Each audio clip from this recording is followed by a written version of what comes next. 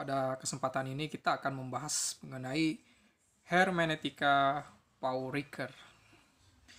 Hermeneutika Ricoeur acap disebut sebagai fenomenologi hermeneutika.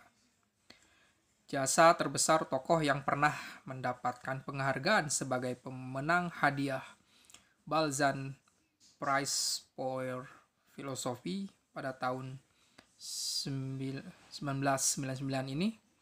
Dalam hermeneutika adalah pembaruannya yang sangat berarti yang menempatkan hermeneutika sebagai sebuah teori atau metode penafsiran teks serta tanda-tanda lain yang dapat ditafsirkan sebagai teks, serta perpaduan hermeneutika dengan fenomenologi. Ricoeur melihat hermeneutika secara mendasar terbagi atas dua model. Model pertama adalah hermeneutika yang bertujuan untuk merestorasi makna yang ditujukan padanya melalui sebuah teks atau pesan. Model kedua adalah hermeneutika kecurigaan yang bertujuan menyingkap kebohongan dan ilusi kesadaran. Ricoeur menyatakan bahwa Marx, Nietzsche, dan Freud adalah sebagai tokoh hermeneutika kecurigaan. Hermeneutika kecurigaan tidak bertujuan untuk menemukan kebenaran objektif teks, akan tetapi secara kritis mencoba menyingkap kesalahan dan kebohongan teks. Hermeneutika kritis Habermas dapat juga disebut sebagai hermeneutika kecurigaan, yang sangat hati-hati pada kemungkinan terdapatnya distorsi pada teks, komunikasi, serta tindakan. Habermas selalu memperingatkan kemungkinan terkaitnya ideologi yang mendukung status quo pada apa yang disebut sebagai kebenaran. Gagasan puncak hermeneutika Ricoeur terwujud dalam semantik of discourse, semantik wacana, yang memberikan dasar dan prinsip bagi penafsiran yang berpusat pada teks. Dari sudut pandang inilah Ricoeur mengemukakan dasar bahwa hermeneutika yang diterapkan pada teks dapat diterapkan bagi ilmu-ilmu tindakan atau ilmu sosial.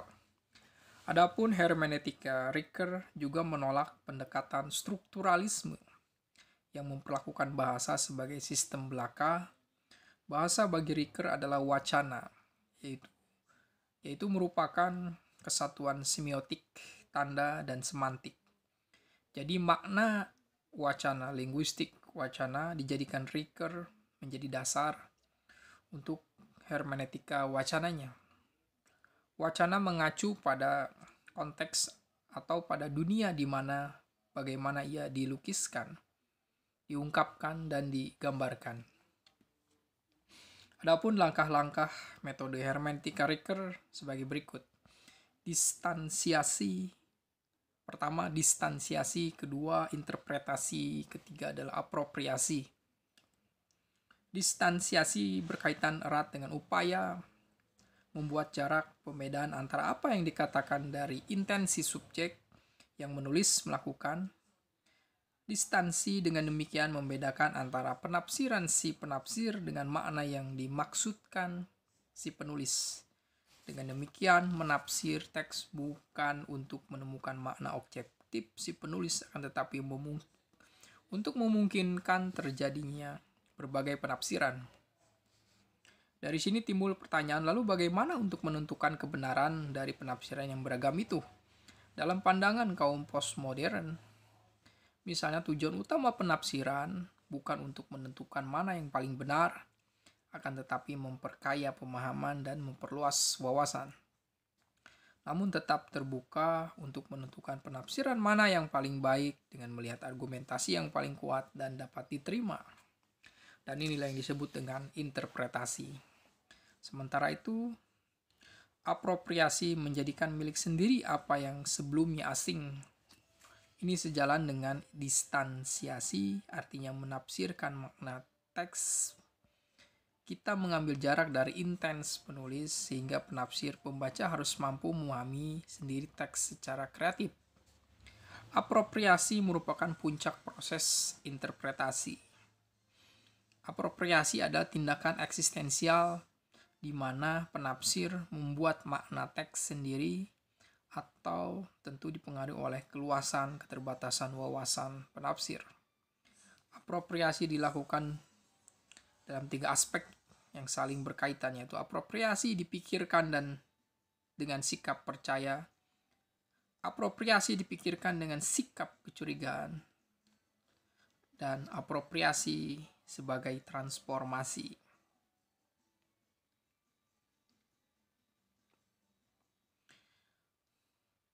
Pertama, distansiasi itu tentang otonomi teks.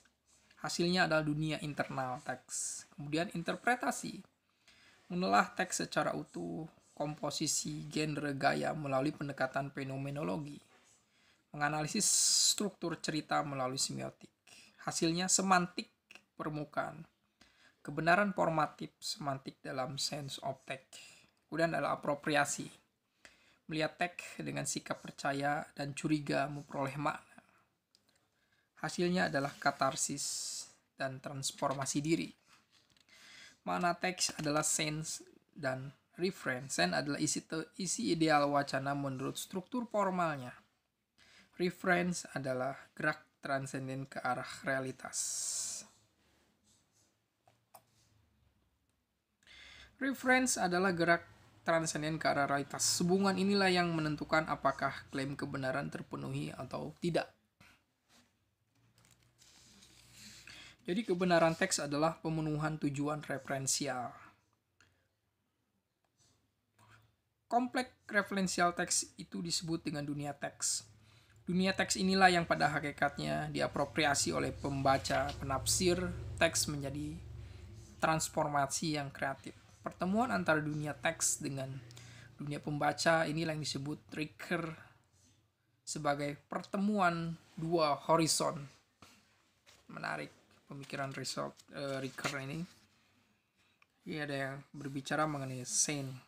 Scene adalah isi ideal wacana menurut struktur formalnya. Reference adalah gerak transenden ke arah realitas. Jadi horizon, 2 horizon. Pertemuan 2 horizon ini ya. Pertemuan antara dunia teks dan dunia pembaca ini adalah pertemuan 2 horizon. Demikian tentang Paul Ricoeur. Kita akan berbicara lagi di lain kesempatan. Terima kasih.